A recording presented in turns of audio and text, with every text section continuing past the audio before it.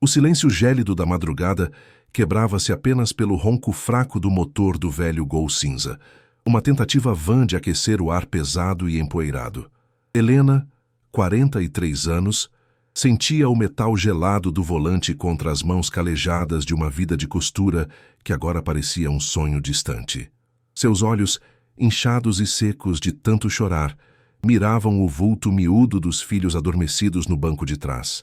Lucas, 7 anos, aninhado a Sofia, 10, respirava calmamente, alheios à miséria sufocante que os envolvia.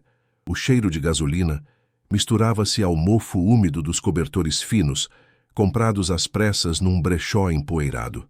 A última nota de 10 reais que possuía estava amarrotada no console, um lembrete cruel de que R$ 7,25 haviam sido gastos no jantar anterior, pão e água mineral.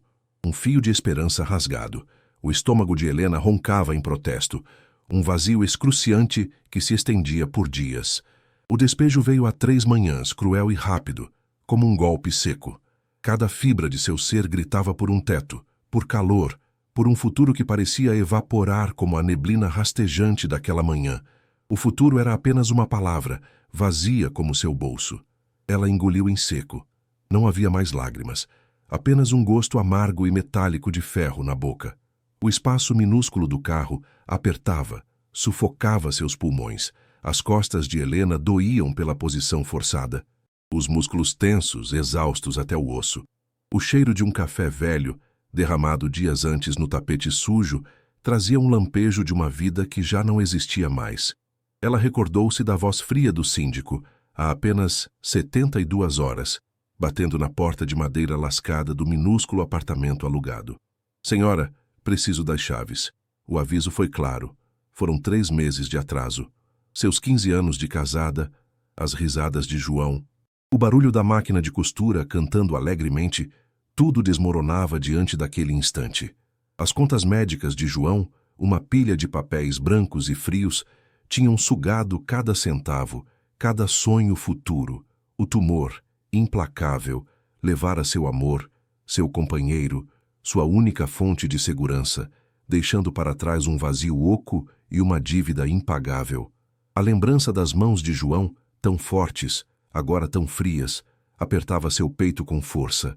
A promessa de cuidar dos filhos soava como um fardo insuportável naquele momento. Uma montanha intransponível de responsabilidades que a esmagava. O frio da madrugada era apenas um reflexo exato do gelo que sentia na alma. Uma paralisia aterradora. Um gemido sutil de Lucas, ao se virar, fez Helena prender a respiração no peito. A inocência deles era um contraste doloroso à sua própria realidade brutal e sem saída. Como explicar a um menino de 7 anos que o carro era agora sua única casa? Como confortar Sofia, 10 anos, quando ela perguntasse com os olhos arregalados onde iriam e por quê? O nó na garganta de Helena apertava, impedindo o ar de circular por seus pulmões cansados. A culpa corroía seu interior, uma chaga aberta que latejava sem cessar. Ela deveria ser a fortaleza, o porto seguro e inabalável, mas sentia-se um navio sem leme, à deriva num mar tempestuoso e impiedoso. As meias gastas de Lucas, com um pequeno furo no dedão, e o cabelo emaranhado de Sofia, eram detalhes que feriam sua alma. Eles precisavam de mais, de muito mais. Precisavam de um café da manhã quente, de um banho, de uma cama macia, de um abraço que não exalasse o cheiro penetrante do medo. O cheiro adocicado dos cabelos de Sofia era a única coisa que a mantinha sã, uma âncora frágil em meio ao caos. "O que eu faço?" sussurrou para o vidro embaçado, a voz arranhada. "Meu Deus, o que eu vou fazer?" As estrelas lá fora pareciam indiferentes, bilhões de pontos de luz inalcançáveis, testemunhas silenciosas de seu desespero pungente. Não havia para onde ir. Cada porta que batera nos últimos dias fora fechada com a mesma frieza calculada, com a mesma desculpa esfarrapada de falta de vaga ou experiência. As amigas, antes tão próximas na fila do pão, agora desviavam o olhar, temendo talvez que a miséria de Helena fosse contagiosa. Uma praga moderna. A fome era um buraco crescendo em seu estômago. Mas o medo era um monstro maior, sussurrando sobre o destino cruel de mães, sem rumo e desamparadas. O sol logo nasceria, trazendo consigo a exposição, os olhares curiosos, o julgamento silencioso de quem via uma família sem teto estacionada na rua movimentada. O suor frio escorria pelas suas têmporas, mesmo com o ar cortante da madrugada. Ela tateou o bolso da calça jeans desbotada, esperando encontrar uma moeda esquecida, mas seus dedos só tocaram o tecido puído e vazio. Um soluço seco, preso na garganta, ameaçou romper o silêncio protetor que os envolvia. Não podia quebrar. Não ali, não agora, não na frente deles. Pelos filhos, ela precisava ser forte. Mesmo que por dentro sentisse a alma se desfazendo em 1000 pequenos pedaços de vidro estilhaçado. A sensação de afogamento era real e sufocante. Era o fundo do poço, um abismo escuro e gelado onde o eco de seu próprio nome se perdia. O desespero não era mais uma emoção passageira, mas uma condição, um estado permanente de ser. Helena sentia o peso de cada batida do coração, cada uma parecendo mais fraca, mais lenta e dolorosa. Seus lábios rachados moviam-se em uma oração muda, um pedido desesperado por um sinal, por qualquer caminho que os tirasse daquele inferno. A ideia de que seus filhos poderiam passar mais uma noite famintos, sob o frio daquele carro apertado, perfurava seu peito como uma estaca de gelo afiada. Não havia planos, não havia saída visível, apenas o vazio opressor e o som distante de um cachorro latindo na escuridão, um som que intensificava o isolamento atroz. O que faria uma mãe na beira do precipício, com as últimas moedas na mão e 2 corações inocentes a depender dela por tudo? Um suspiro pesado escapou de seus pulmões, o último resquício de ar puro. Se você se emocionou com a luta de Helena e quer ver como essa história de superação se desenrola, inscreva-se no canal para não perder os próximos capítulos. O sol causticante do meio-dia penetrava as frestas do carro, aquecendo o ar abafado e trazendo o suor à testa de Helena. Os últimos trocados haviam comprado um jornal velho, manchado de gordura de pão, e seus olhos famintos varriam as colunas em busca de um milagre. A ponta de seu dedo, já áspera de tanto costurar e agora calejada pela dureza da vida, parou em um anúncio quase invisível, no canto inferior direito, meio apagado. Precisa-se caseira para a Fazenda Serra Negra. Moradia e pequeno salário. Vaga imediata. Interior. A palavra moradia brilhou como um farol na escuridão de seu desespero, uma luz tênue, mas real. O coração de Helena deu um sobressalto, um frágil floco de neve no deserto de sua alma. Ela releu, as letras dançando, a promessa de um teto, uma âncora para seus filhos. Era tudo o que ela tinha. A proposta era precária. Helena sabia, um salário que mal cobriria o básico, mas a ideia de ter um lugar para chamar de lar, mesmo que temporário, era um bálsamo para sua alma ferida. Seus filhos, alheios à luta silenciosa da mãe, brincavam com tampinhas de garrafa no banco traseiro. A inocência deles, um fardo e uma força motriz. O sorriso de Sofia, um dente faltando na frente, e a risada de Lucas, pura e cristalina, ecoaram na cabine abafada do Gol, incentivando-a. Não importava a distância, nem as condições, ela pensou, apertando o recorte do jornal contra o peito. Aquele papel puído era sua tábua de salvação, a promessa de um recomeço em meio à ruína. O medo, porém, ainda se agarrava às bordas de sua mente, um pressentimento de que a vida raramente oferecia saídas fáceis ou totalmente benéficas. Em poucas horas, as poucas pertences de Helena e das crianças estavam empacotadas novamente, um amontoado de roupas gastas e brinquedos simples num par de malas velhas. A decisão foi rápida, impulsionada pela urgência e pela ausência total de outras opções. O motor do Gol tossiu ao ser ligado, prometendo uma viagem longa e incerta. Helena sentiu um misto de alívio e pavor borbulhar em seu estômago. Alívio por sair daquele limbo, pavor por enfrentar o desconhecido. O cheiro de metal e combustível do carro se misturava ao cheiro adocicado dos cabelos de Sofia. Um contraste cruel entre a dureza da realidade e a fragilidade da esperança. Ela olhou para trás uma última vez, para a rua deserta, onde passaram as últimas noites, e engatou a primeira marcha. A jornada começou sob um sol ainda forte, o asfalto tremelicando no horizonte. As primeiras horas foram de monotonia, com a paisagem urbana lentamente dando lugar a campos vastos e um céu imenso.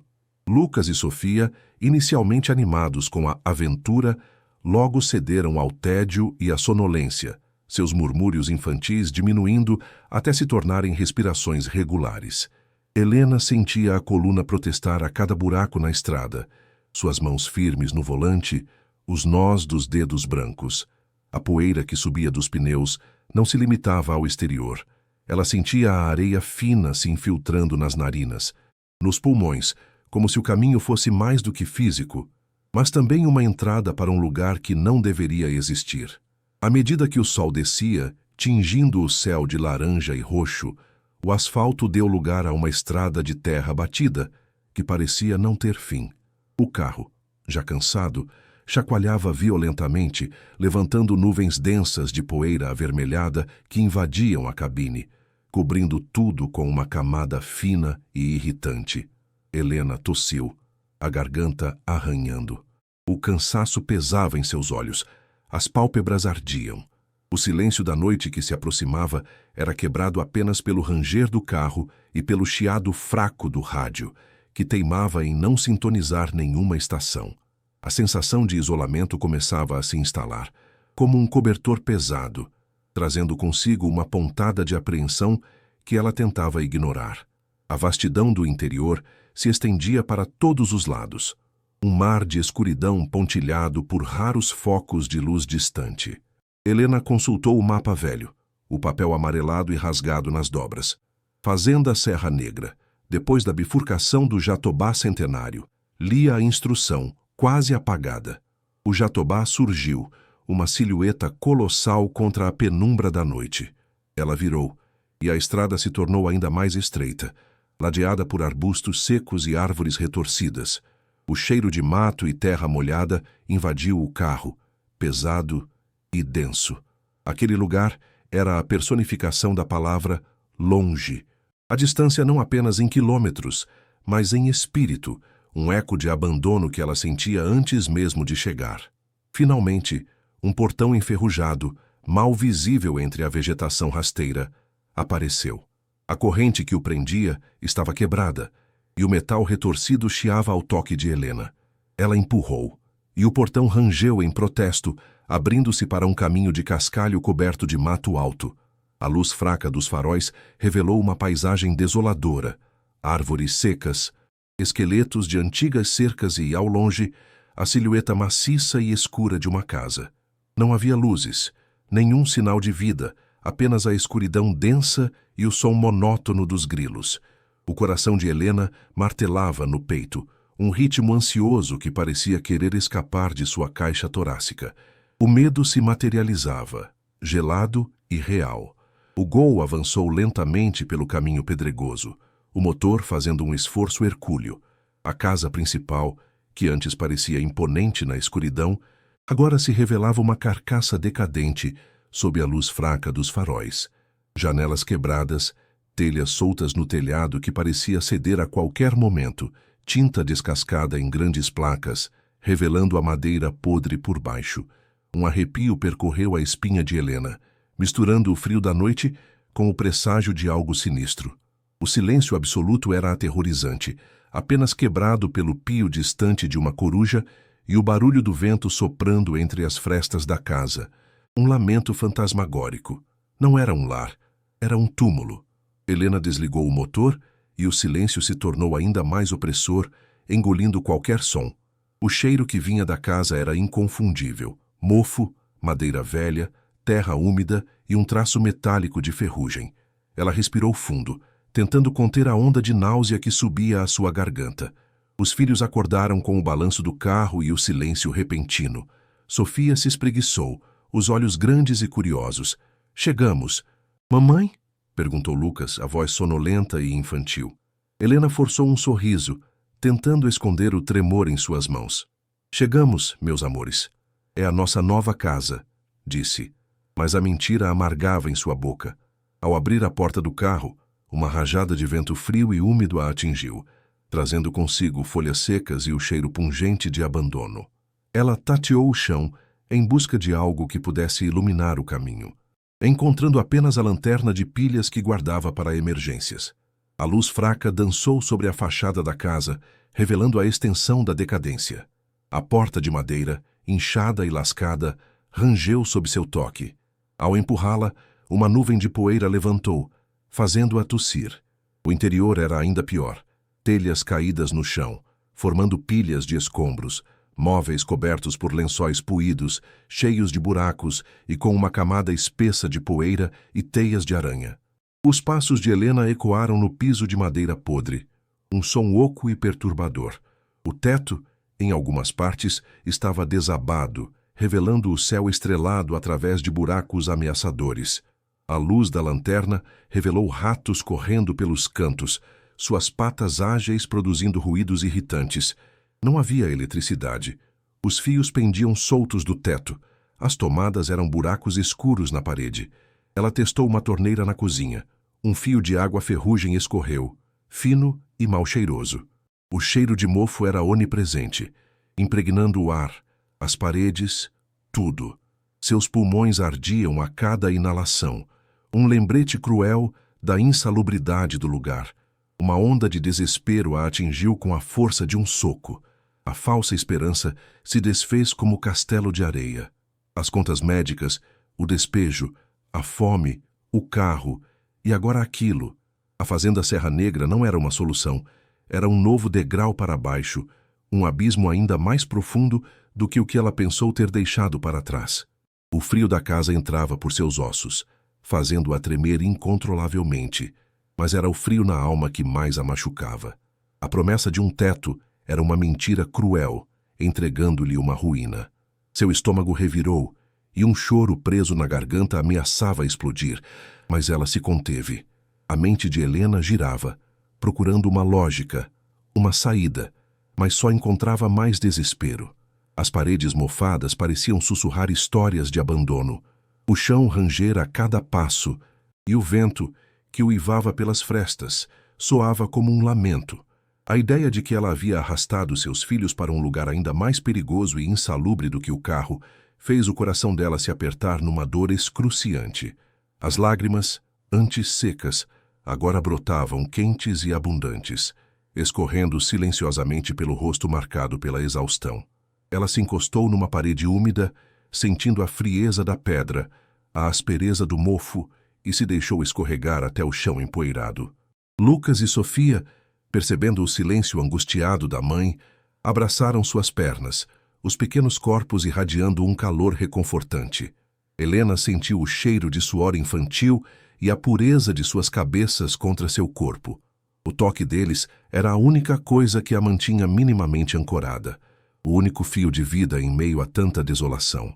Ela apertou os filhos contra si, as lágrimas molhando os cabelos deles, umedecendo o cheiro de terra que os envolvia. Aquele lugar não era um lar, não ainda, mas por eles, por aqueles dois corações inocentes e cheios de esperança, ela teria que encontrar uma maneira de transformá-lo. A escuridão da fazenda era quase total, uma manta pesada que cobria tudo, exceto o fino raio de luz da lanterna de Helena. Os sons da noite, antes assustadores, agora se misturavam ao som abafado de seu próprio choro, um lamento silencioso que tentava se perder na vastidão daquela ruína. A solidão pesava sobre ela, uma presença quase física, mais real do que qualquer fantasma. Ela havia prometido um lar, uma nova vida, e entregara uma casa de pesadelos. Sentia-se um fracasso, uma mãe incapaz. Mas, no fundo de seu desespero, um instinto primordial de sobrevivência começou a borbulhar. Não podia desistir. Não agora. O amanhecer trouxe um matiz de cinza ao invés de sol, mas com ele, uma estranha clareza para Helena. A umidade do chão grudada em suas roupas não importava. A frieza cortante da pedra que tocava suas costas parecia ter congelado o desespero líquido em sua alma, transformando-o em uma rocha sólida de determinação. Não havia mais espaço para chorar ou se lamentar. A única moeda de troca que lhe restava era a ação, a busca incansável por um futuro menos sombrio. Levantou-se com os músculos rígidos e doloridos, sentindo cada fibra de seu corpo reclamar, mas a urgência em seu peito era um motor implacável. O cheiro de mofo e terra úmida ainda era forte, mas agora parecia um desafio, não uma sentença. Seus olhos, antes marejados, agora varriam o ambiente em busca de qualquer centelha de utilidade, qualquer coisa que pudesse transformar aquele cemitério de memórias em um berço de esperança para Lucas e Sofia, que ainda dormiam, aconchegados um ao outro, no banco de trás do carro. Com o barulho suave de Lucas se espreguiçando, Helena soube que não podia mais adiar. A prioridade era criar um espaço minimamente habitável. Caminhou até o poço, a corda úmida e gasta raspando nas mãos enquanto puxava o balde pesado. A água, fria e com um leve gosto de terra, foi usada para um rápido banho de gato nos filhos e em si mesma, tirando um pouco da fuligem da viagem e da noite no carro. O cheiro de sabonete barato, resgatado da pequena bolsa de higiene, era um luxo em meio ao cheiro onipresente de abandono. Ela forrou um canto menos úmido da sala principal com os poucos cobertores que possuíam, criando um ninho improvisado. A fome apertava, um buraco faminto em seu estômago, mas a visão dos filhos com os rostos um pouco mais limpos, brincando suavemente com pedaços de madeira encontrados, era seu combustível. Ela prometeu a si mesma que encontraria comida, que encontraria um jeito. A luz fraca da manhã filtrava-se pelas frestas e buracos do telhado, revelando com clareza a extensão da decadência da casa principal. Cada cômodo era um monumento à desolação. Helena, com Sofia e Lucas a reboque, começou a explorar o que parecia ser a área mais intacta da casa, um cômodo que ela supôs ter sido um escritório. A porta, pesada e com dobradiças rangendo, abria-se para um ambiente com cheiro forte de papel velho e cedro, abafado e com pouca ventilação. Uma escrivaninha de madeira maciça, coberta por camadas de poeira e teias de aranha, dominava o centro. Estantes vazias, com marcas circulares onde outrora repousavam livros, forravam as paredes e, no canto, uma lareira de pedra, grande e imponente, mas completamente desativada, exibia marcas de fuligem antiga. Enquanto Helena tentava, com um galho seco, remover algumas teias de aranha do teto, Lucas, com sua curiosidade infantil e olhos mais baixos que os da mãe, se aproximou da lareira. O chão de madeira, em alguns pontos, parecia mais sólido ali, apesar da sujeira. O menino, com o dedo indicador sujo, traçava padrões na poeira grossa que cobria as pedras da chaminé. O cheiro de fumaça antiga, misturado ao cheiro de pedra fria, pairava no ar. De repente, um pequeno murmúrio escapou de seus lábios. "Mamãe, olha aqui. Brilha." Sua voz era baixa, mas carregava a excitação de uma descoberta infantil. Um fio de esperança vibrando no silêncio pesado do escritório. Helena virou-se, o coração dando um pequeno salto, uma mistura de medo de mais um rato ou aranha, e uma pontada de curiosidade. Helena se ajoelhou ao lado de Lucas, sentindo a frieza do chão de pedra sob seus joelhos, a poeira arranhando sua pele.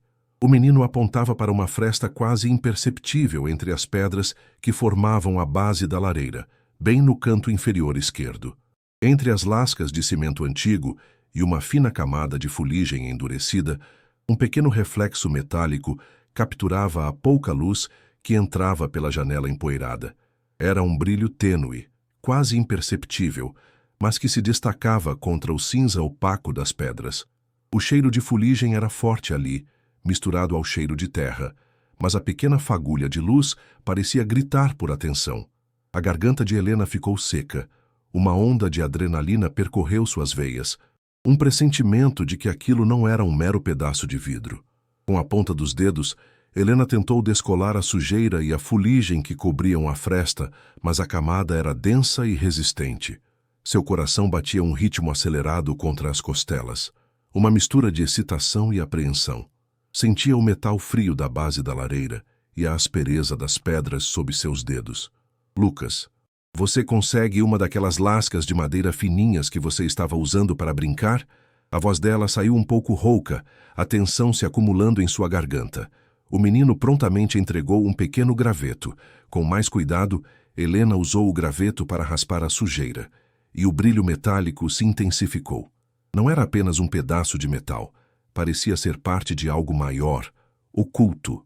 O som da madeira raspando na pedra ecoava no silêncio do escritório. A cada raspada, a fresta se alargava um pouco, revelando uma pequena reentrância na parede da lareira. O graveto cedeu, e Helena sentiu um vazio. Não era sólido ali. Impulsionada por uma curiosidade incontrolável e um arrepio que percorreu sua espinha, ela enfiou os dedos na cavidade escura. A superfície era irregular e fria, com um cheiro de mofo e de algo metálico que seus sentidos não conseguiam decifrar completamente. Seus dedos tatearam no escuro, roçando em algo duro, frio e inesperadamente liso. Seu coração deu um salto. Não era uma rocha nem um fragmento da lareira. Era algo manufaturado, algo que não deveria estar ali, algo que parecia ter sido deixado para ser encontrado. A respiração de Helena ficou suspensa, uma expectativa quase dolorosa. Com um puxão firme, Helena conseguiu extrair o objeto. A luz fraca da manhã revelou o que parecia ser uma chave antiga, pesada e de ferro enegrecido pelo tempo. Era ornamentada com desenhos intrincados, a cabeça em forma de um leão estilizado e o corpo robusto, sugerindo que abria um mecanismo igualmente complexo e resistente. O metal estava frio ao toque, úmido com a umidade da cavidade, e exalava um cheiro ferroso, quase de sangue seco, que fez um calafrio percorrer sua espinha. O peso em sua mão era surpreendente. Não era uma chave comum. Seus dedos traçavam os contornos das ranhuras, imaginando que segredos ela poderia desvendar. O brilho metálico que Lucas vira era da cabeça do leão, polida pelo tempo ou talvez por toques furtivos. Junto com a chave, presa por uma teia de aranha que se rompeu, veio um pequeno volume. Era um diário, de capa de couro desbotada, quase marrom escuro, e as páginas, amareladas e finas como casca de cebola, exalavam um cheiro inconfundível de papel antigo, mofo e pó. O cheiro de história. A data, escrita com caligrafia elegante na primeira página que se abriu, era 1932. As letras miúdas e bem compostas contavam histórias de um tempo distante, de vidas que pareciam ter se desvanecido como a tinta desbotada. O couro, macio e rachado nas bordas, parecia carregar o peso de décadas de silêncio. Um mistério se desdobrava em suas mãos, um sussurro do passado que quebrava o silêncio opressor daquela fazenda. Helena segurava a chave pesada e o diário frágil, seus olhos percorrendo as primeiras linhas da escrita antiga. O coração batia descompassado, uma mistura de incredulidade e uma ponta de esperança, uma vibração de que talvez houvesse mais do que abandono naqueles muros. "O que é isso, mamãe?" perguntou Sofia, sua voz baixinha, os olhos fixos nos objetos. Helena sentiu o peso da responsabilidade de proteger a inocência de seus filhos, mas também a urgência de desvendar aquele segredo. Quem escrevera aquele diário? Por que ele estava escondido junto com uma chave tão peculiar? Para que servia essa chave? Perguntas pipocavam em sua mente, cada uma abrindo um novo loop, puxando-a para mais fundo na teia do desconhecido. A fome foi esquecida, momentaneamente, substituída pela sede de respostas. A chave era o elo, o convite para um segredo ainda maior. Helena virou-a nas mãos, sentindo o peso e a frieza do metal. Onde tal chave poderia se encaixar? Não parecia ser de uma porta comum, nem de um cadeado que ela já tivesse visto. Talvez um cofre, um armário antigo, ou quem sabe, algo mais grandioso e oculto. Seus olhos percorreram o escritório novamente, depois a sala principal, procurando por um baú esquecido, uma caixa forte. A mente de Helena fervilhava, cada pensamento sendo um novo caminho, um novo beco sem saída. Aquele diário e a chave, achados juntos, eram uma pista dupla, um mapa para um tesouro ou talvez para uma verdade incômoda. O cheiro de poeira e tempo nas páginas do diário parecia impulsioná-la a continuar. Com a determinação renovada, Helena decidiu que precisava explorar a fazenda de forma mais sistemática. Se havia um segredo tão bem guardado, poderia haver mais. Lucas, Sofia, vamos procurar por um lugar que essa chave possa abrir, ok? Um lugar escondido, um baú, algo que não pareça normal, disse, tentando manter a voz calma e aventureira para os filhos.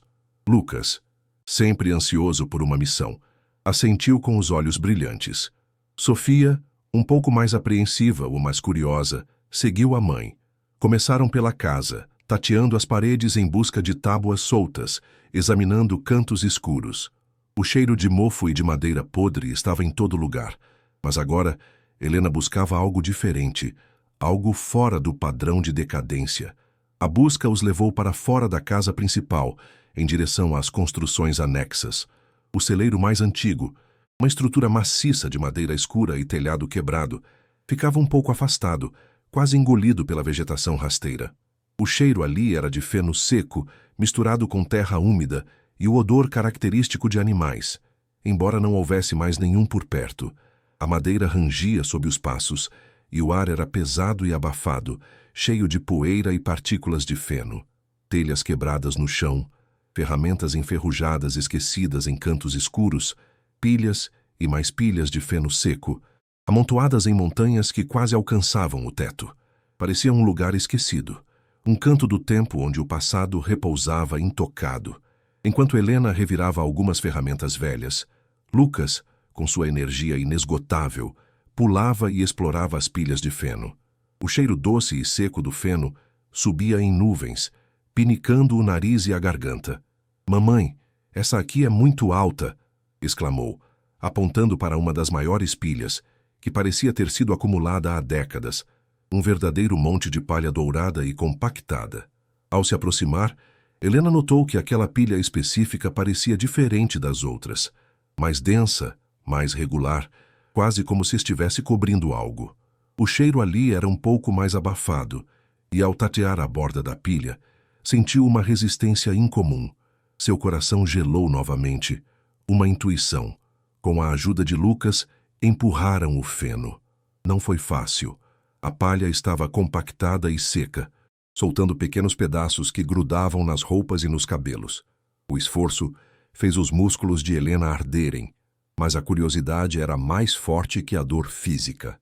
Lentamente, uma forma retangular começou a aparecer. Não era o chão de terra batida que esperava, mas sim uma tábua de madeira escura, desgastada e marcada pelo tempo.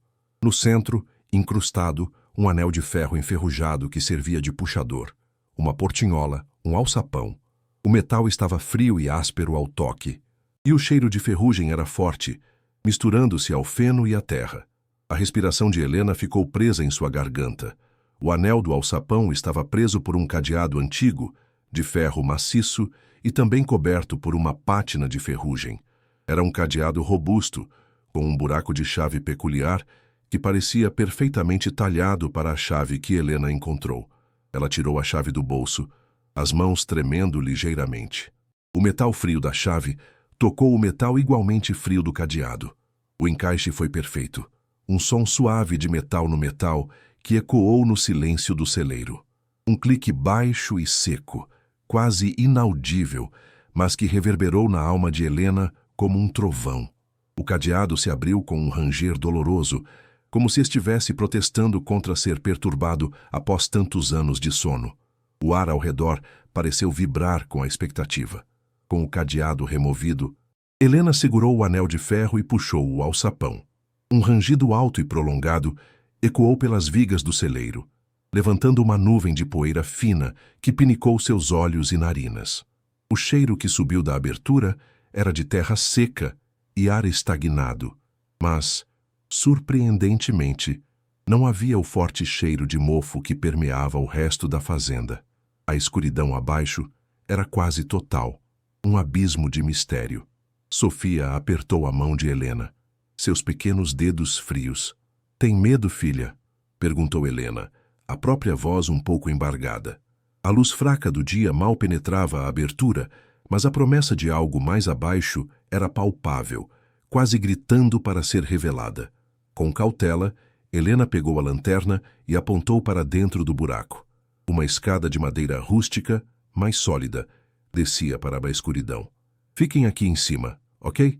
Eu vou descer rapidinho, só para ver o que tem, disse aos filhos, a voz tentando soar firme, mas com um tremor quase imperceptível. O coração batia forte. Os primeiros degraus rangeram sob seu peso, e o cheiro de terra seca e uma leve nota metálica se intensificaram. O ar lá embaixo era fresco, surpreendentemente, e muito mais seco do que o ambiente externo. Cada passo para baixo era um passo para um passado desconhecido, um convite para desvendar um segredo que estava adormecido há quase um século. A escuridão parecia envolver e sussurrar. A luz da lanterna dançou pelo ambiente, revelando um porão pequeno, mas incrivelmente bem conservado. As paredes de pedra eram sólidas e secas, sem nenhum sinal de umidade ou mofo. O chão de terra batida era liso e sem detritos. O cheiro era neutro, quase sem odor, um contraste gritante com o resto da fazenda. Parecia um santuário, um refúgio do tempo e da decadência. Havia poucas coisas ali. Alguns barris vazios, teias de aranha que indicavam que não era frequentado, e no centro do ambiente, coberto por um pano grosso de linho amarelado, um volume que se destacava, uma forma retangular e imponente. A boca de Helena ficou seca, um gosto de antecipação e medo. Helena se aproximou, o som de seus próprios passos ecoando no pequeno espaço, o único som além de sua respiração acelerada. Apoiou a lanterna em um barril e estendeu a mão para o pano que cobria o objeto central. O tecido era áspero e pesado, saturado com o cheiro de séculos de poeira, mas preservava o que estava por baixo. Com um puxão, revelou um baú de madeira escura, maciça, adornado com ferragens de bronze envelhecido e detalhes entalhados que se perderam no escuro. Era um baú imponente, não uma caixa comum. Parecia ter sido feito para durar uma eternidade, para guardar algo de valor inestimável. A textura da madeira, fria e lisa sob seus dedos, parecia vibrar com a história. O baú não tinha cadeado. Apenas um fecho de metal que, com um clique suave, cedeu sob a pressão dos dedos de Helena. Ela hesitou por um segundo, a respiração presa, o coração martelando no peito como um tambor de guerra. O que encontraria ali? Ratos? Insetos? Ou algo que mudaria sua vida? Com as mãos trêmulas, Helena ergueu a pesada tampa de madeira. Um cheiro forte de metal e papel antigo, quase doce, escapou do interior, misturando-se ao ar fresco do porão. A luz da lanterna quebrava a escuridão, revelando um brilho que a fez piscar, um brilho que parecia vir de um mundo de sonhos distantes, de contos de piratas e riquezas escondidas. Seus olhos se arregalaram. Não eram bugigangas enferrujadas ou trapos velhos. O baú estava repleto até a borda, com pilhas de barras de ouro, grandes e pequenas, que refletiam a luz da lanterna em um tom amarelo profundo e hipnotizante.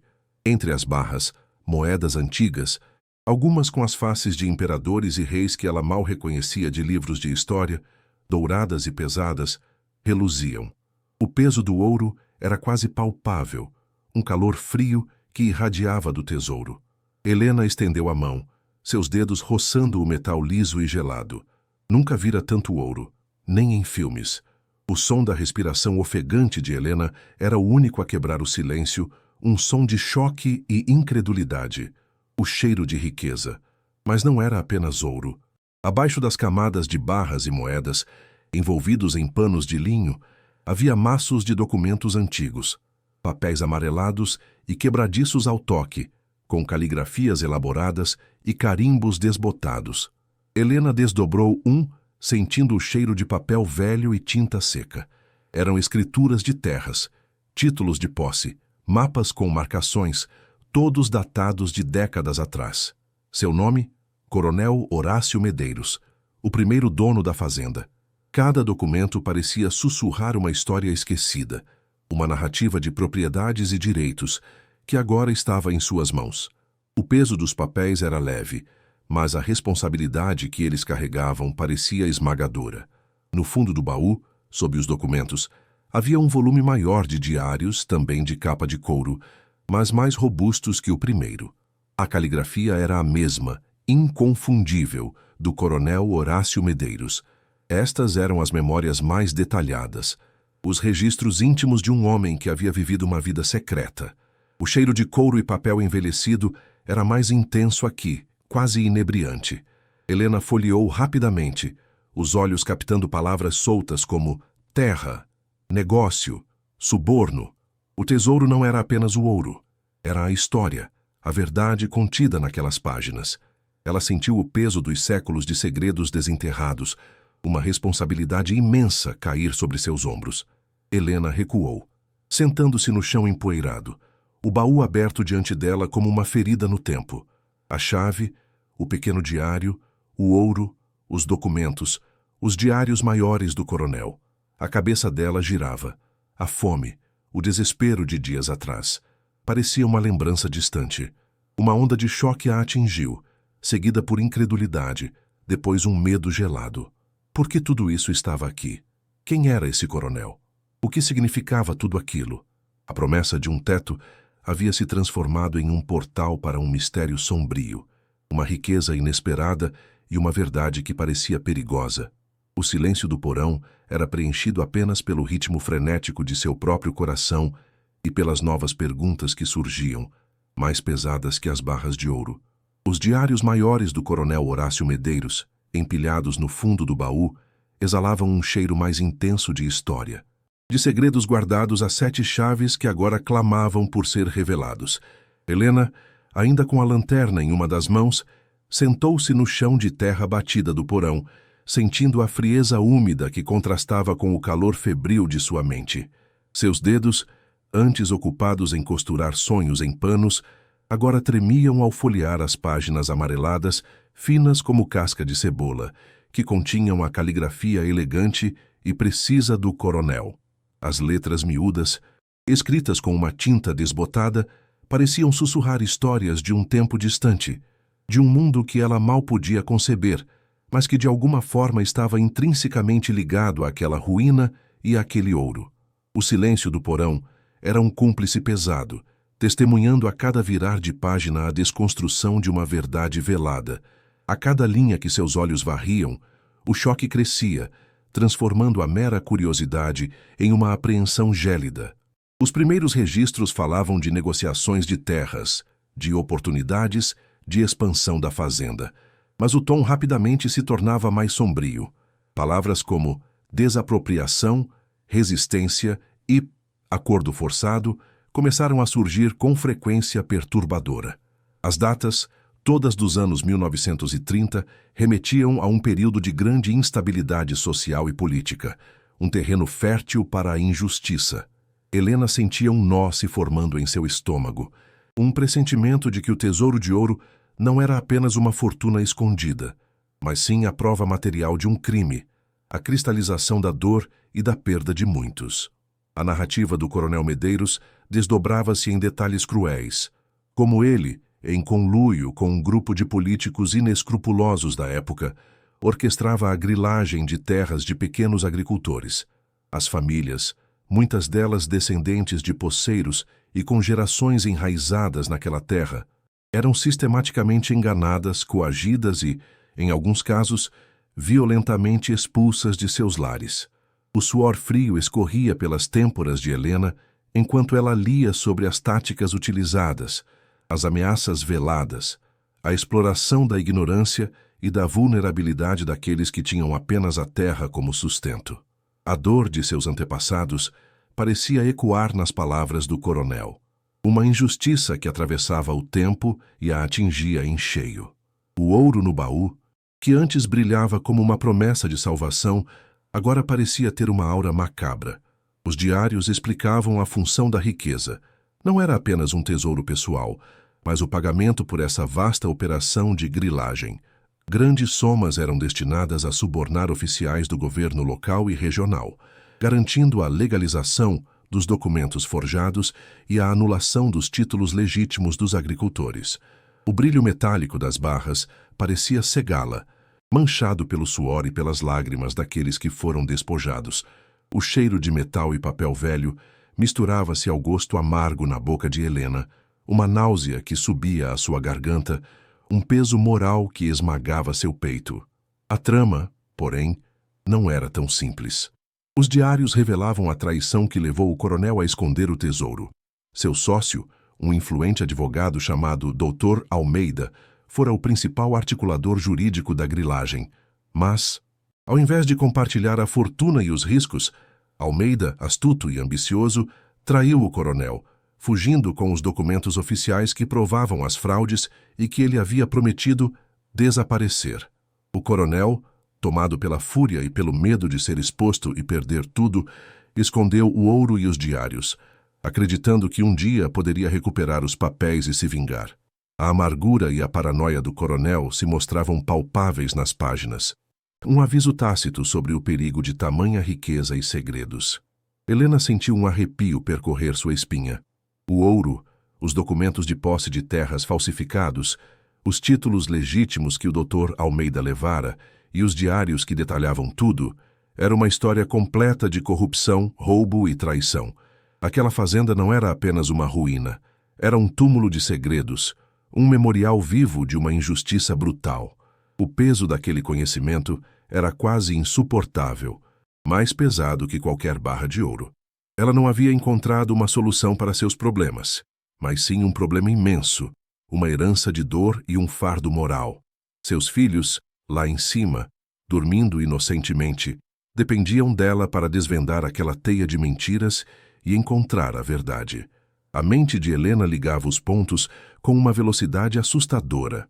A vaga de caseira, em uma fazenda centenária no interior, oferecendo moradia e um pequeno salário, era uma farsa.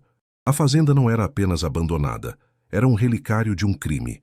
E se o Dr. Almeida, o traidor do coronel, fugira com os documentos que provavam a fraude e o coronel escondera o ouro e os diários, quem seria o dono atual daquelas terras? Quem se beneficiou da ilegalidade? A questão pairava no ar úmido do porão, uma pergunta sem resposta que a sufocava. O silêncio da noite, antes reconfortante em sua solidão, agora parecia ominoso, prenunciando algo que estava para vir. De repente, um som distante, mas inconfundível, rompeu o silêncio pesado da madrugada. O motor de um carro. Não era o Gol velho e cansado. Era um ronco potente, abafado, mas que parecia se aproximar rapidamente pela estrada de terra. Helena sentiu o coração disparar, um tambor de guerra batendo descompassado em seu peito. Quem poderia ser? Ninguém sabia que ela estava ali, exceto a agência de empregos e, provavelmente, o verdadeiro proprietário da fazenda. Um medo gelado percorreu sua espinha, misturando-se à adrenalina que já corria em suas veias. Ela fechou o baú apressadamente, escondendo o diário maior sob seu corpo, sua respiração presa. Os faróis cortaram a escuridão da noite, iluminando a fachada decadente da casa. O veículo parou com um ruído suave, quase inaudível para um carro tão grande. A porta se abriu e, de seu interior, saiu um homem alto e impecavelmente vestido. Seus sapatos caros reluziam no cascalho. Ele tinha uma postura arrogante, o cabelo grisalho penteado para trás, um óculos de armação fina no rosto e um terno de linho que exalava um cheiro de perfume sofisticado, um contraste gritante com o mofo e a terra que permeavam a fazenda. Seu olhar era perspicaz, avaliador, e parecia varrer cada canto da propriedade com um domínio que ela sentiu na alma. A descrição dos diários do coronel Medeiros ecoava em sua mente, um aviso frio. Era ele, Dr. Ricardo Almeida, o neto do sócio traidor do coronel Medeiros, o influente empresário do agronegócio e político, a personificação da fortuna construída sobre a fraude, o herdeiro das terras ilegais. Seu rosto, embora mais jovem que a imagem que Helena formara do avô, carregava a mesma expressão de poder e cálculo frio. Ele se aproximou da casa com passos firmes, a luz de uma pequena lanterna em sua mão dançando sobre o chão empoeirado, um movimento estudado, quase teatral. Helena, não é? Sou Ricardo Almeida, o administrador da propriedade. Sua voz era polida, mas com uma nota de autoridade inquestionável, um tom que revelava anos de comando e pouca contestação. Helena tentou disfarçar o nervosismo, as mãos frias e úmidas. Sim, sou eu. Cheguei ontem à noite. Sua voz saiu um pouco mais rouca do que o planejado. Doutor. Ricardo observou o baú ainda entreaberto e o pequeno diário em suas mãos com um brilho quase imperceptível nos olhos. Vejo que já fez algumas descobertas. Interessantes, ele comentou, seu sorriso não alcançando os olhos, que permaneceram frios e calculistas. A verdade é que essa fazenda tem uma longa e complexa história. Meu avô, ele mencionou algumas coisas antes de partir, alguns tesouros e segredos por aqui. É uma pena que a documentação completa se perdeu no tempo, não é? Ele fez uma pausa, o olhar fixo nos olhos de Helena, uma pressão silenciosa e avassaladora. Olha, não quero que perca seu tempo aqui. Este lugar é perigoso, isolado, e com crianças pequenas a responsabilidade é grande. Acidentes acontecem. A fauna silvestre é agressiva. Os perigos são muitos, especialmente para quem não está acostumado com a vida no campo. Eu ofereço a você uma pequena quantia, uma indenização, digamos. Rescinda seu contrato, pegue suas coisas e vá para um lugar mais seguro, para o bem de seus filhos. O cheiro de cinismo e ameaça velada era quase tão palpável quanto o cheiro de mofo no ar. Helena sentiu um arrepio gélido percorrer sua espinha. Ele sabia sobre o ouro, sobre os diários, sobre tudo. As palavras de seu avô no leito de morte, a menção de tesouros e segredos. Ele estava ali para reclamar o que considerava seu por direito, a herança de uma fraude. O administrador era um lobo em pele de cordeiro, e a oferta generosa era uma ameaça disfarçada, uma tentativa de tirá-la do caminho antes que ela pudesse usar a verdade contida nos diários. O suor frio escorria pelas suas têmporas.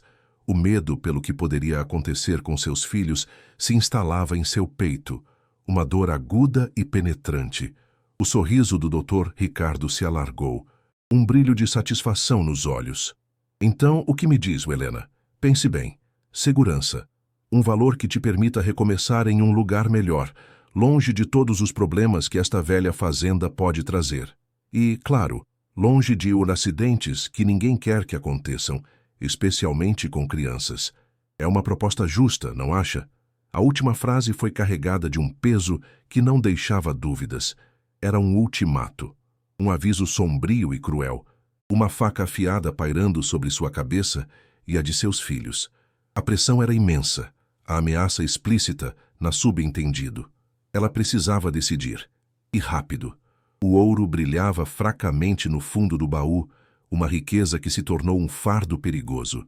Os diários continham a verdade, uma verdade que agora a colocava em rota de colisão com um homem poderoso e sem escrúpulos. O que você faria no lugar de Helena? Pegaria o dinheiro e fugiria, garantindo a segurança imediata de seus filhos, ou arriscaria tudo pela justiça, revelando os segredos sombrios do passado e enfrentando um inimigo tão perigoso? A sombra do Dr. Ricardo Almeida, o cheiro de seu perfume caro e as palavras carregadas de ameaça velada ainda pairavam no ar pesado e empoeirado do porão, sufocando Helena. A proposta de segurança, em troca de sua partida, uma quantia para recomeçar, soava como um beijo da morte, uma tentativa cruel de comprar seu silêncio e sua alma. O ouro, antes um brilho de esperança, agora era um peso gélido em sua consciência, um fardo de injustiça que a amarrava àquela terra e aos segredos que guardava. Seus filhos, lá em cima, dormindo no carro, eram a única coisa que a impedia de sucumbir ao medo avassalador. A visão de seus rostos inocentes, uma chama ardente que queimava contra a escuridão que a cercava, forçando-a a resistir. Helena sentia o sangue pulsando nas têmporas, um ritmo frenético que parecia acompanhar o turbilhão de pensamentos em sua mente. Entregar o ouro, fugir com o dinheiro, seria trair não apenas os descendentes das vítimas da grilagem do coronel, mas a si mesma, a sua própria busca por dignidade e justiça. A memória do rosto frio do síndico, as dívidas, a humilhação do despejo, tudo isso a impulsionava. Ela não seria mais uma vítima passiva. A frieza da pedra do porão sob suas mãos calejadas era um lembrete constante da dureza de sua nova realidade, mas também da solidez de sua determinação em não se dobrar. O sol, já ia alto quando Helena, exausta e faminta, finalmente conseguiu arrumar um canto minimamente habitável na casa principal. O cheiro de mofo e poeira ainda dominava, mas agora era pontuado pelo aroma do café ralo que ela conseguiu fazer. Foi então que uma sombra se projetou na porta principal, interrompendo o silêncio pesado da manhã. Era uma figura miúda, mas de passos firmes, que se aproximava da casa com uma cadência ritmada. Uma mulher idosa, de pele curtida pelo sol e pelo tempo, vestindo um vestido de chita desbotado e um lenço colorido amarrado na cabeça, caminhava com um cajado de madeira que rangia suavemente no cascalho. O cheiro de ervas secas e terra molhada que a acompanhava era quase palpável. A mulher parou na soleira da porta, seus olhos pequenos e perspicazes varrendo o interior da casa, parando em Helena e nas crianças que se encolheram atrás da mãe. Sua presença não trazia o medo que o Dr. Ricardo instilara. Havia uma aura de sabedoria e calma. Não se assuste, minha filha. Eu sou Margarida. Sua voz era rouca, mas melodiosa, como um riacho seco que voltava a correr. Moro aqui perto, na divisa. Vi o movimento, vi o carro do doutor metido com aqueles homens na noite passada. Já esperava por você. O cheiro de mato e de fumaça de lenha que emanava dela era confortante, familiar, em contraste com o perfume enganoso de Ricardo. Helena sentiu um arrepio percorrer a espinha. Como ela sabia? Como a senhora sabe quem sou eu? E sobre o carro do doutor? Perguntou Helena, a voz embargada, sentindo-se exposta, como se seus pensamentos mais íntimos estivessem à mostra para aquela mulher misteriosa. O coração batia um ritmo acelerado, mas não era o mesmo medo gelado de antes. Era uma mistura de apreensão e uma curiosidade instintiva, um pressentimento de que aquela mulher não era uma ameaça, mas sim uma peça inesperada no quebra-cabeça que se formava ao seu redor. A humildade da sua presença era um alívio após a ostentação arrogante do Dr. Almeida. Dona Margarida soltou um suspiro pesado, seus olhos fixos na fazenda decadente, como se visse não ruínas, mas as memórias que nela residiam. Essa terra tem alma, minha filha, e alma que foi ferida. Eu sou guardiã das memórias daqui, minha família. Ela sempre viveu por essas bandas, muito antes de qualquer Medeiros ou Almeida. Acompanhei a chegada do seu carro, as luzes se movendo na escuridão. E também vi os capangas do Dr. Ricardo, como urubus rodeando a carniça, desde que você pisou aqui. Ele não é de meias palavras, é um homem sem escrúpulos, mas eu sei que ele não sabe tudo, disse a idosa. A voz carregada de uma tristeza antiga e profunda, um conhecimento que ia além das palavras. Ela se aproximou de Helena, seus olhos pequenos fixos nos dela, transmitindo uma confiança inabalável. Sou descendente de uma das famílias que teve as terras roubadas pelo coronel Medeiros. Meu avô, ele foi um grileiro, sim, mas um homem honesto que caiu na lábia daquele coronel e do pai desse Ricardo. Ele se arrependeu amargamente e, antes de morrer, me contou tudo. Sobre os mapas, os documentos originais que provavam que as terras foram tomadas à força, os nomes das famílias, os locais exatos. Ele guardou uma cópia clandestina, minha filha, um segredo que carreguei por toda a vida. A voz de Margarida era um fio, mas suas palavras pesavam como chumbo, preenchendo o ar com a gravidade da revelação. Helena sentiu a garganta seca, a boca amarga. Então, a história dos diários não era apenas uma verdade isolada. Havia testemunhas. Havia provas que resistiram ao tempo. O cheiro de terra, que antes parecia carregar o peso do abandono, agora exalava a resiliência de gerações, a dor silenciosa de um povo despojado. O nó no estômago de Helena apertava, uma mistura de indignação e a crescente compreensão da dimensão daquele crime histórico. Aquela velha benzedeira, com suas mãos calejadas e seu olhar penetrante, era um elo vivo com um passado que Helena agora tinha o dever de desenterrar e corrigir. O eco da injustiça ressoava em seus ouvidos. Meu avô nunca teve coragem de expor o coronel. Tinha medo da morte, do poder deles. Mas guardou as provas. Ele disse que um dia a verdade viria à tona. E você, minha filha, você que chegou aqui com a dor nos olhos, com a força de quem já perdeu tudo, você é o instrumento. continuou Dona Margarida, sua voz baixa e carregada de misticismo. Ela estendeu a mão enrugada e, de dentro de um pequeno surrão de couro que carregava na cintura, puxou um maço de papéis amarelados e dobrados, envoltos em um pano de algodão puído. O cheiro de mofo e de ervas secas era intenso, mas um aroma de justiça parecia emanar daqueles documentos, quase uma fragrância de esperança. Os papéis eram mapas detalhados, desenhados à mão com tinta nanquim desbotada, demarcando as divisas originais das propriedades dos pequenos agricultores antes da grilagem. Havia também cópias de antigos registros cartorários e nomes. Muitos nomes, todos pertencentes às famílias que foram expoliadas. Helena sentiu o papel áspero sob seus dedos, a tinta fria e seca como a injustiça que representavam. A caligrafia era diferente da do coronel, mais rústica, mas igualmente legível. Era a peça final do quebra-cabeça, a prova irrefutável que conectava os diários do coronel Medeiros com as vidas reais das vítimas. O peso daqueles documentos nas mãos de Helena era imenso, mais significativo que o próprio ouro. Esse ouro, ele não é só riqueza, Helena. Ele é a prova do crime.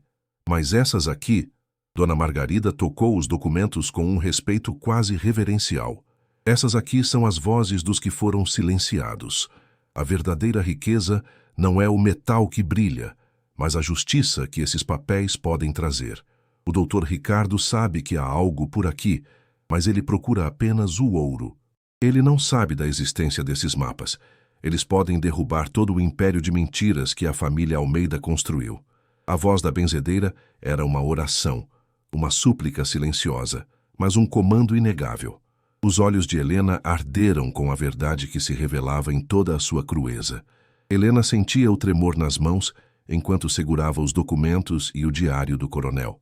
A imagem do doutor Ricardo, seu olhar gélido, suas ameaças veladas, agora fazia completo sentido.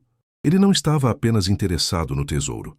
Ele queria esconder a verdade, apagar as pegadas de uma herança criminosa. O nó em sua garganta se desfez em um grito mudo de indignação.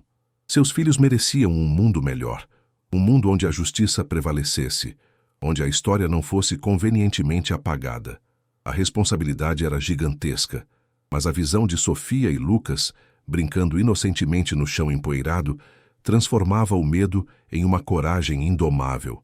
Dona Margarida, como se lesse seus pensamentos, colocou a mão enrugada no braço de Helena. Não podemos ficar aqui, minha filha. Ele virá. Ele já deve ter percebido que você não vai ceder. Eu vi o olhar nos olhos dele. O mesmo olhar do pai e do avô. Eles não desistem facilmente. Ele não vai descansar até ter o que considera dele, e fará de tudo para calar quem atrapalhar. O cheiro de perigo era quase palpável, misturado ao cheiro doce de feno que vinha do celeiro. Um arrepio gélido percorreu a espinha de Helena.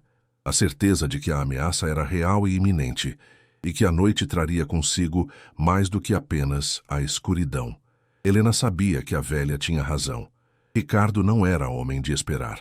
Aquele sorriso forçado, as palavras carregadas de cinismo, o olhar frio que varria o porão, ele já desconfiava. A decisão de não ceder, de não pegar o dinheiro, era um desafio que ele não deixaria passar impune. A adrenalina começou a bombear em suas veias. O corpo tenso, alerta. Ela abraçou os filhos com força, sentindo o calor de seus pequenos corpos contra o seu, um lembrete vívido do que estava em jogo. A voz de Dona Margarida, antes um suave sussurro, agora era um grito de guerra silencioso em sua mente, impulsionando-a à ação, à luta por aquilo que era certo. O entardecer pintou o céu com tons de laranja e roxo, mas a beleza da paisagem era ofuscada por uma sensação crescente de presságio. Helena tentou distrair as crianças com histórias e canções, mas seus ouvidos estavam atentos a cada farfalhar de folhas, a cada pio de coruja. O vento que assobiava pelas frestas da casa agora soava como um lamento, um aviso. O cheiro de terra, que parecia impregnar tudo, agora carregava um toque metálico, quase de sangue. Dona Margarida estava em silêncio, sentada no canto, seus olhos fechados, murmurando orações antigas, os dedos enrugados movendo-se em um ritmo hipnótico. um escudo invisível contra a tempestade que se anunciava. A noite caiu como um manto pesado e frio. O silêncio, que antes era apenas solidão, agora era um prenúncio aterrorizante. De repente, o ronco abafado de motores de carros, distante a princípio, começou a se aproximar, rasgando o veludo da escuridão. Não era um, mas vários veículos. O som dos pneus no cascalho tornou-se cada vez mais nítido, acompanhado pelo brilho intermitente de faróis que dançavam na escuridão. O coração de Helena deu um salto, um baque surdo contra suas costelas. O cheiro de gasolina e pneus queimados misturou-se ao ar úmido da noite. Ricardo estava de volta, e desta vez não viria sozinho. Os veículos pararam bruscamente em frente à casa, os faróis apontando diretamente para a porta, cegando qualquer um que estivesse ali. A luz fria da lua revelou as silhuetas de vários homens descendo dos carros, figuras grandes e ameaçadoras.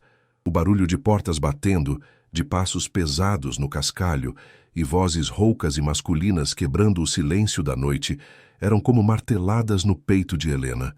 O cheiro forte de suor e de metal de arma era quase palpável. Seus filhos, acordados pelo barulho, tremiam agarrados a ela, seus pequenos corpos quentes e assustados contra o frio de seu próprio desespero. Era o fim da trégua, o começo da batalha. Um chute violento contra a porta principal fez a madeira lascar e gemer em protesto, um som seco e assustador que ecoou no interior da casa. O Dr. Ricardo Almeida surgiu no batente, sua figura imponente emoldurada pela luz dos faróis, acompanhado por 2 capangas grandes e brutamontes, um cheiro de cerveja e fumo exalando deles. Seus olhos, que antes eram frios e calculistas, agora brilhavam com uma fúria contida, uma impaciência perigosa. Eu sei que está aí, Helena, e sei o que você tem. Sua voz, antes polida, agora era um rosnado, preenchendo o ar com a ameaça. O som da porta sendo forçada e o rangido de seus batentes eram os prenúncios de algo terrível. Os capangas invadiram a casa, suas botas pesadas esmagando o chão de madeira podre, levantando uma nuvem de poeira e mofo. Os sons de gavetas sendo arrancadas, de móveis sendo tombados, preenchiam o ar. Eles procuravam o baú, reviravam tudo com uma violência cega, destruindo o pouco que restava daquele lugar. O cheiro de madeira velha e terra misturava-se ao cheiro de medo que Helena sentia, um odor metálico e amargo em sua boca. Onde está a sua vadia? Onde está o que nos pertence? Berrou um dos homens. Sua voz gutural e ameaçadora, um som que fez os pequenos corpos de Lucas e Sofia tremerem ainda mais. Helena. Os filhos e Dona Margarida estavam escondidos no pequeno cômodo que servia de escritório, atrás da lareira, o mesmo local onde a primeira chave fora encontrada. O ar ali era denso e abafado, impregnado com o cheiro de papel velho e cedro, que agora se misturava ao suor frio e ao terror. Os corações de todos batiam em uníssono, um ritmo frenético e descompassado, quase audível no silêncio forçado do esconderijo. Helena cobria a boca dos filhos com as mãos, sentindo seus hálitos quentes e acelerados contra a pele, tentando silenciar qualquer som que pudesse denunciá-los. Lágrimas silenciosas escorriam pelo seu rosto, umedecendo o cheiro de terra e poeira que se fixava em suas roupas. O som do alçapão do celeiro sendo arrombado ecoou pela casa, um baque seco e desesperado que indicava que o esconderijo secreto havia sido descoberto. Helena sentiu um frio na barriga, uma pontada de pânico. Eles sabiam do porão. Eles iriam encontrá-lo. Um dos capangas gritou em frustração. Está vazio, ela já levou. A desgraçada escondeu. O rugido de raiva do Dr. Ricardo preencheu a casa, um som selvagem e descontrolado que fez o corpo de Helena enrijecer.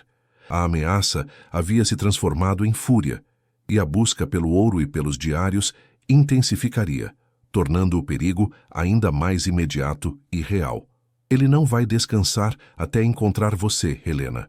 Ele não se importa com a vida, apenas com o que ele pensa que é dele, sussurrou Dona Margarida, sua voz calma, mas firme, em meio ao caos da destruição. Temos que ir. Por aqui. Ela apontou para uma pequena porta de madeira nos fundos do escritório, quase invisível, escondida atrás de uma estante vazia. O cheiro de madeira velha e umidade emanava da abertura, um convite para o desconhecido. Helena apertou os filhos contra si, pegando o baú e os documentos com uma mão, a outra segurando os mapas que Dona Margarida havia lhe confiado. A adrenalina limpava sua mente, a urgência de proteger seus filhos superando qualquer medo. Dona Margarida abriu a pequena porta com um puxão firme. Um ranger suave que, por um milagre, passou despercebido no barulho da destruição na sala principal. Um cheiro de terra úmida e mato denso invadiu o cômodo. Era um túnel estreito e escuro que levava para fora da casa, para os fundos da propriedade, escondido pela vegetação rasteira. Helena sentiu o corpo tremendo, mas a determinação era mais forte. Venham, meus amores, de mãos dadas, sem fazer barulho, sussurrou para Lucas e Sofia, sentindo seus pequenos dedos frios e suados apertarem os seus. Cada passo era uma oração, uma fuga desesperada da violência que se abatia sobre a casa. A fuga foi um borrão de sentidos aguçados e medo visceral. O cheiro de mato e terra molhada invadia as narinas. A aspereza das folhas secas arranhando os braços, os sons distantes dos capangas quebrando a fazenda, buscando-os. Dona Margarida liderava o caminho pela mata escura, seus pés descalços movendo-se com uma agilidade surpreendente, um mapa vivo na escuridão. O baú de ouro, pesado e incômodo, batia contra a perna de Helena a cada passo, um lembrete constante da riqueza e do perigo que carregavam. A respiração ofegante de Lucas e Sofia atrás dela era um combustível, uma urgência que a impulsionava para a frente, longe dali. O som de um tiro cortou a escuridão, seguido por gritos distantes dos capangas. Por ali! Ouvi alguma coisa! Helena sentiu um arrepio gelado. Eles estavam sendo caçados. A mata escura e densa, que antes parecia um refúgio, agora era um labirinto. Cada árvore, uma potencial emboscada. O cheiro de pólvora e suor misturava-se ao aroma da noite, criando uma sinfonia de terror. A velocidade de seus passos aumentou, o coração martelando no peito, quase saindo pela boca. Lucas tropeçou, mas Helena o ergueu, puxando-o com uma força que não sabia que tinha, a imagem do rosto frio de Ricardo queimando em sua mente. Atravessaram um pequeno riacho, a água gelada e escura atingindo seus tornozelos, o cheiro de lodo e de musgo invadindo suas narinas. As pedras escorregadias do leito do riacho faziam com que cada passo fosse um desafio, um risco de queda. Sofia soltou um pequeno grito abafado ao sentir a água fria, mas Helena a apertou contra si, silenciando-a com um olhar, o terror refletido em seus olhos. O som da água corrente, embora um disfarce para seus próprios passos, também intensificava o isolamento. A sensação de que estavam sozinhos, à mercê da natureza e dos perseguidores. O frio cortante da água era um lembrete vívido da fragilidade da vida. Finalmente, Dona Margarida parou em frente a uma estrutura rústica, quase engolida pela vegetação densa. Era uma velha cabana de caça, de madeira escura e telhado baixo, escondida nas profundezas da mata, a um cheiro de fumaça antiga e madeira úmida. O cheiro de segurança temporária. A porta, de madeira maciça e enferrujada, cedeu a um empurrão, revelando um interior escuro e empoeirado, mas seco. Não havia mobília, apenas um chão de terra batida e uma pequena janela vedada. Era um refúgio simples, mas que oferecia um mínimo de proteção contra a noite e a ameaça iminente. Dentro da cabana, o silêncio era quase absoluto, quebrado apenas pela respiração ofegante de Helena e das crianças. O cheiro de madeira velha e terra era denso. A escuridão era quase total, e Helena tateou em busca da lanterna, ligando-a com um clique suave. O pequeno círculo de luz revelou o rosto sujo e assustado de Sofia e Lucas, seus olhos arregalados, mas agora com um brilho de alívio. Dona Margarida acendeu uma pequena lamparina a querosene, o cheiro forte e acre da combustão preenchendo o ar, e a luz trêmula projetou sombras dançantes nas paredes de madeira, criando uma sensação de intimidade e fragilidade. Helena sentou-se no chão de terra, o baú e os documentos ao seu lado. O ouro, o diário do coronel, os mapas de Dona Margarida. Todo o peso daquele mistério e daquela injustiça estava agora em suas mãos. Meu avô disse que, se algo acontecesse, eu deveria procurar o promotor de justiça federal. Ele é um homem bom, justo e conhece essas terras.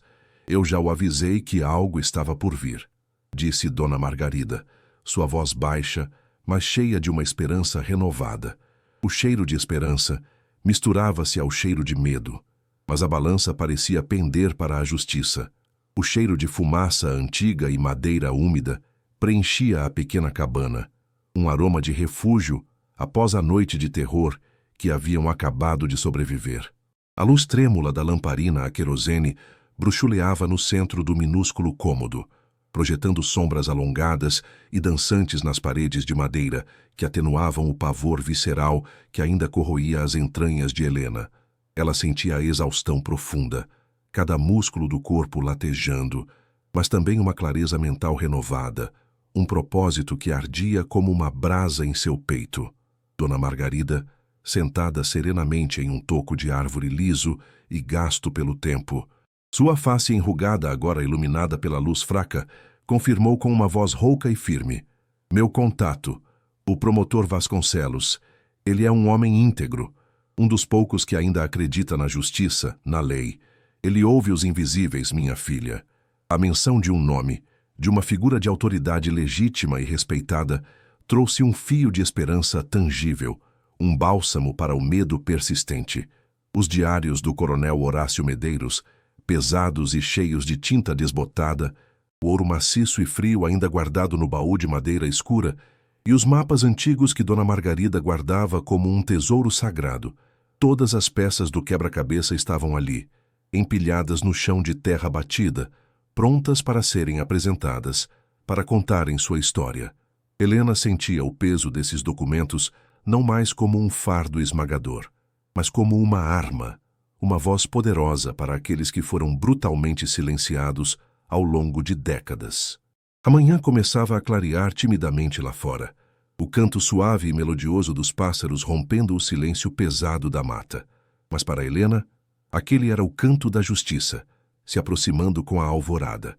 Ela respirou fundo, o ar fresco, puro e denso da mata lavando seus pulmões e sua alma, preparando-a mental e emocionalmente para o que viria a seguir. Um novo dia, uma nova luta. Com o nascer do sol tingindo o horizonte de tons pálidos de rosa e dourado, Helena, Dona Margarida e as crianças iniciaram a jornada rumo à cidade, em busca da justiça que parecia ter-lhes sido negada por tanto tempo. A cada passo cuidadoso pela mata úmida e densa, Helena sentia o baú de ouro, surpreendentemente pesado, e os diários, finos e frágeis, balançarem contra seu corpo, um peso que alternava entre o fardo esmagador da responsabilidade e a promessa cintilante de um futuro melhor. Dona Margarida, apesar de sua idade avançada e da aparente fragilidade física, guiava-os com uma destreza surpreendente, conhecendo cada atalho oculto, cada trilha escondida e quase esquecida, seus pés descalços mal tocando o chão, coberto de folhas e galhos secos. O cheiro de orvalho fresco e terra molhada era constante, um lembrete persistente da natureza implacável que os cercava e que os protegia ao mesmo tempo. A vigilância era constante. Cada sombra projetada pelas árvores se transformava numa potencial ameaça. Cada ruído vindo do interior da mata, uma suspeita de perseguição iminente.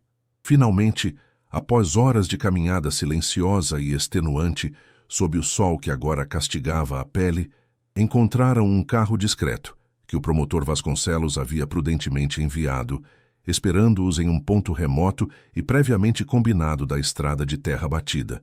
O alívio que sentiram foi quase palpável, misturado com a apreensão do encontro iminente com as autoridades.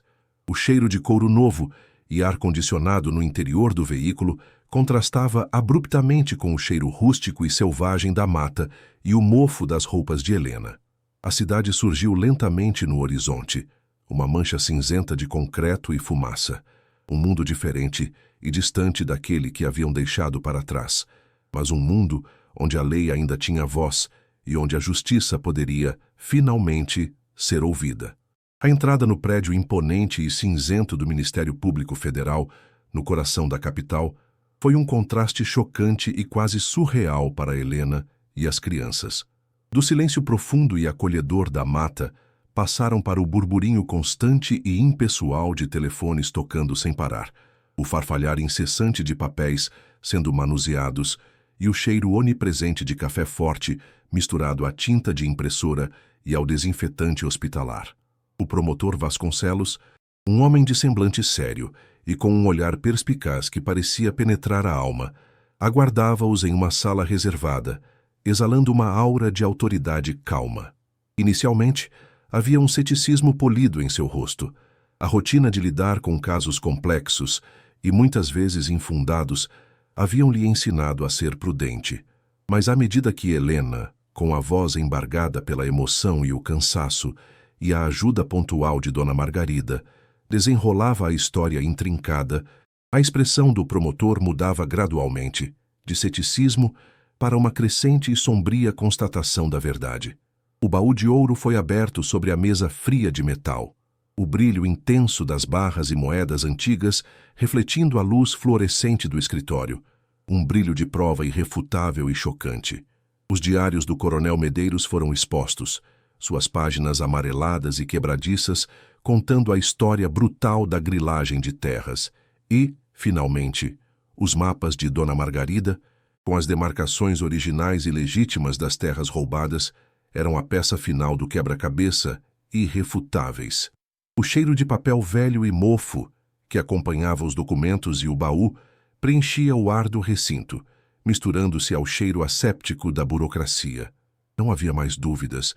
A montanha de evidências era esmagadora, uma verdade tão concreta e dolorosa que não podia ser ignorada por homem algum. O promotor Vasconcelos sentiu um arrepio gelado percorrer sua espinha.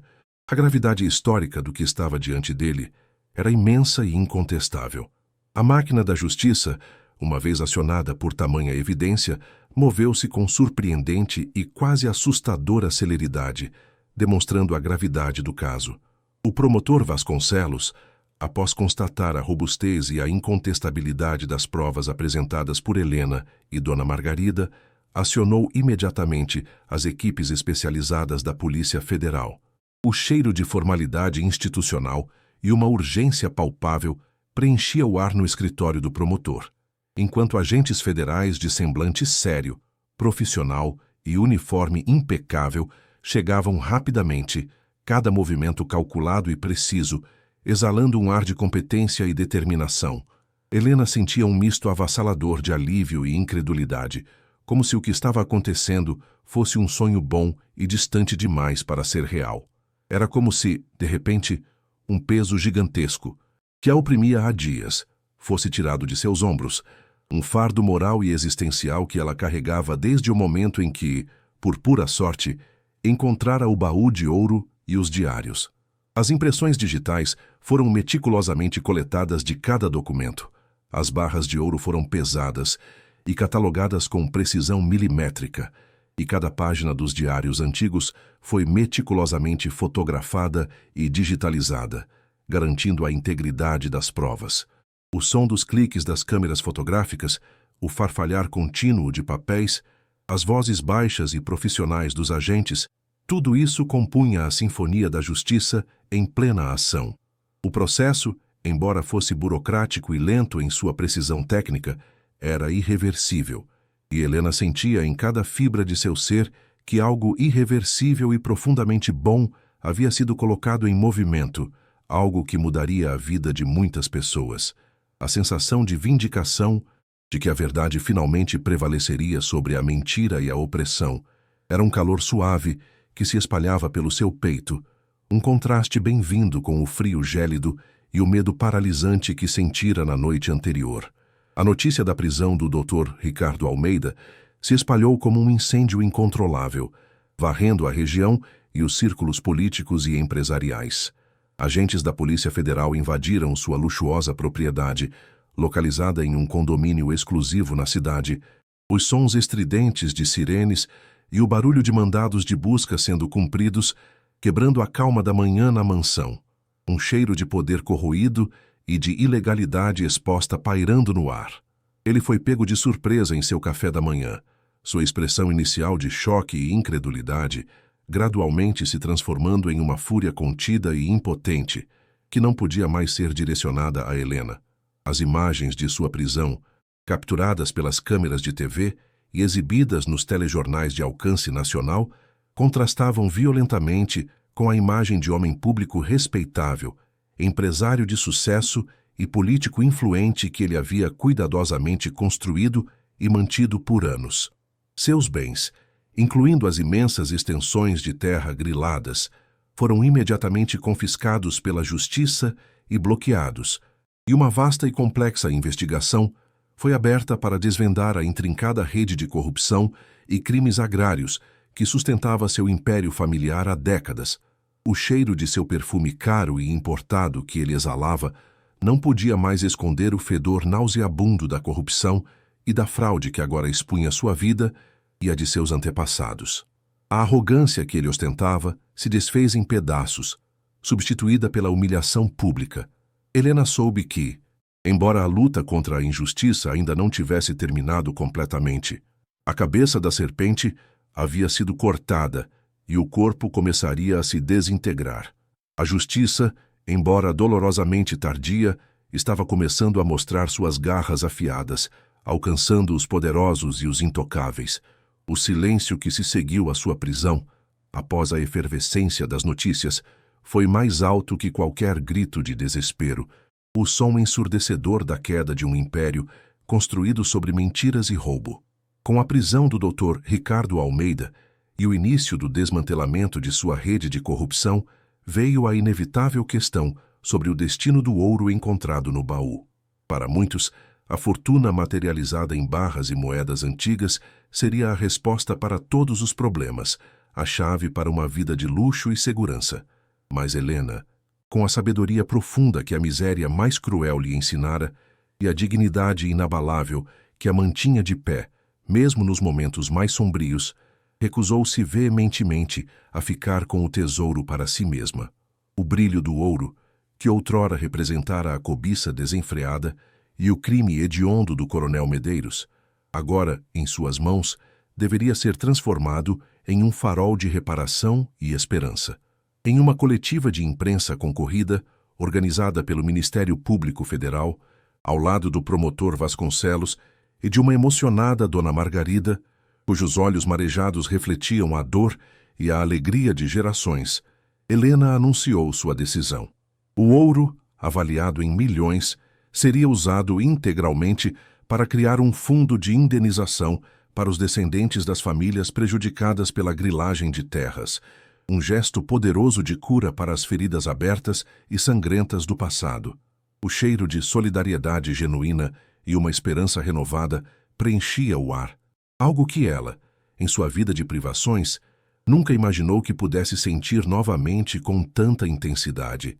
Ela falava com uma voz firme e clara, mas com o coração transbordando de uma emoção profunda e sincera, sentindo o peso da injustiça se transformar, finalmente, em um legado de justiça e reparação.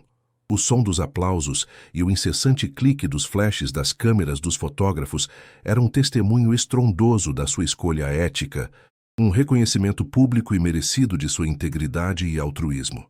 Apesar de sua impressionante renúncia altruísta ao grosso do ouro, a justiça, em seu discernimento, reconheceu o papel fundamental e inestimável de Helena em desvendar a teia de crimes e trazer à tona a verdade.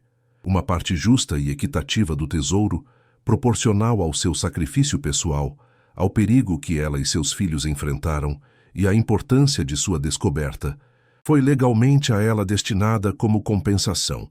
Não era uma fortuna que a faria rica, no sentido ostentoso da palavra, mas era, sem dúvida, o suficiente para garantir o futuro seguro e digno de Lucas e Sofia, oferecendo-lhes as oportunidades que a vida lhes havia negado. E com essa porção, Helena tomou uma decisão que pegou muitos de surpresa. Ela não venderia a fazenda Serra Negra, o lugar que fora o palco de seu desespero e sua redenção. Em vez disso, com o apoio irrestrito do Ministério Público, da comunidade local que agora a via como uma heroína e da inestimável ajuda de Dona Margarida, ela iniciou um projeto ambicioso de reconstrução. A fazenda, que antes era uma ruína de abandono, mofo e vestígios de crime, seria meticulosamente transformada em um vibrante centro de cultura e memória rural, um memorial vivo à história da região e à resiliência de seu povo. O telhado, antes desabado e ameaçador, foi reparado com madeira nova, as paredes limpas do mofo e pintadas de branco. Os jardins antes esquecidos foram replantados com ervas medicinais e flores nativas, que exalavam um perfume doce. O cheiro opressor de mofo e podridão deu lugar ao cheiro fresco de cal. Madeira nova e terra fértil e úmida, um aroma de vida e renovação. A casa, antes escura, fria e desabitada, ganhou vida, com a luz do sol entrando farta pelas janelas restauradas. Um brilho cálido de renascimento e esperança que banhava cada canto. Helena, a ex-costureira despejada e sem teto, com as mãos calejadas pela batalha da vida, tornou-se a nova e visionária administradora da Fazenda Serra Negra, uma figura respeitada e querida por toda a comunidade, que a via como um símbolo de resiliência e justiça. Seus dias, antes marcados pela fome excruciante, pela incerteza paralisante e pelo frio cortante das noites no carro, agora eram preenchidos com o cheiro reconfortante de café fresco sendo coado, o aroma tentador de pão quente assando no forno e o doce perfume das flores que ela mesma plantara no jardim restaurado. Lucas e Sofia, antes com medo e o estômago vazio, agora corriam e brincavam livremente pelos campos verdes e vibrantes da fazenda, suas risadas puras e cristalinas ecoando ao vento, cheios de vida, de alimento e de uma esperança inabalável no futuro. A máquina de costura, um símbolo de sua antiga vida de labuta incessante e desesperada, agora estava restaurada e posicionada em um cômodo claro e arejado da fazenda, mas era usada não para sobreviver, e sim para criar roupas e adereços para os eventos culturais e as exposições de artesanato que a fazenda promovia. Não era mais uma ferramenta de escravidão, mas de expressão criativa. O eco amargo da miséria e do desespero do ato 1 era um sussurro distante, uma lembrança dolorosa do passado que servia como um motor poderoso para impulsionar o presente e construir um futuro promissor. O cheiro de prosperidade, de paz interior e de propósito pairava no ar, um aroma de um novo começo, de uma vida plena para ela e seus filhos, em uma terra que agora era verdadeiramente sua. A Fazenda Serra Negra, outrora um cemitério de memórias dolorosas, de injustiças ocultas e de abandono, transformou-se radicalmente em um farol de justiça para a região e um centro vibrante de cultura e tradições rurais, atraindo visitantes e estudiosos de toda a parte.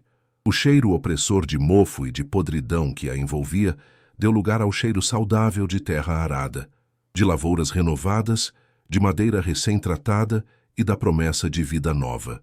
Naquela noite, na sala de jantar da casa principal, agora calorosa e iluminada por velas artesanais e o fogo aconchegante de uma lareira acesa, a mesma lareira que guardava o primeiro segredo, Helena servia um jantar farto e delicioso aos seus filhos, Lucas e Sofia, e a Dona Margarida, que agora morava ali, uma parte essencial e amada da família. O aroma convidativo de comida caseira, de temperos frescos cultivados na própria fazenda, e o som alegre de risos preenchiam o ambiente, criando uma atmosfera de felicidade e união. Os pratos estavam cheios até a borda, os copos repletos de suco natural, um contraste gritante e emocionante com os míseros R$ 7,35 que ela possuía no início da história e o pão duro que era sua única refeição. A mesa de madeira, antes vazia e silenciosa, agora fervilhava de vida, de conversas animadas e da celebração de um futuro que parecia impossível. As vozes de Lucas e Sofia, animadas e cheias de planos inocentes para o dia seguinte, eram a melodia mais doce e reconfortante que Helena poderia ouvir. Uma sinfonia de esperança. A sensação de paz interior era profunda e duradoura, um porto seguro e inabalável, após uma tempestade que ameaçou levá-la para o abismo. A história de Helena, da costureira despejada à guardiã da justiça e administradora de uma fazenda renovada, é um testemunho da força inabalável do espírito humano. Ela enfrentou o desespero mais profundo, a falsa esperança, o mistério e a ameaça de um inimigo poderoso, mas escolheu a justiça e a verdade, transformando sua própria ruína em um legado de redenção para muitos. Sua jornada, marcada por lágrimas e suor, provou que a coragem de uma mãe e a integridade são capazes de mover montanhas. O que você achou dessa reviravolta? Compartilhe nos comentários o que mais te emocionou. Se você se inspirou na superação de Helena e quer continuar acompanhando histórias reais de dramas, mistérios e reviravoltas que tocam a alma, que te fazem refletir sobre o poder da resiliência e da justiça, não perca tempo. Inscreva-se agora no nosso canal e ative o sininho para não perder nenhum novo capítulo de Vidas Transformadas. Seu apoio é fundamental para que possamos continuar contando essas narrativas inspiradoras.